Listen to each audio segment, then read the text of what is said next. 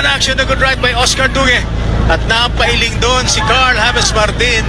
He knew na tinamaan siya. So nang una yung depensa ni Carl James Martin mga ka-YouTube, parang kailangan niya pang i-improve kasi nakakatama sa kanya ng solido itong si Oscar Duque. Volley shot by Carl James Martin. Now Martin going all out. Sa pangalawa yung lakas ni Carl James Martin mga ka-YouTube, parang kailangan niya pa rin pagbutihin o improve.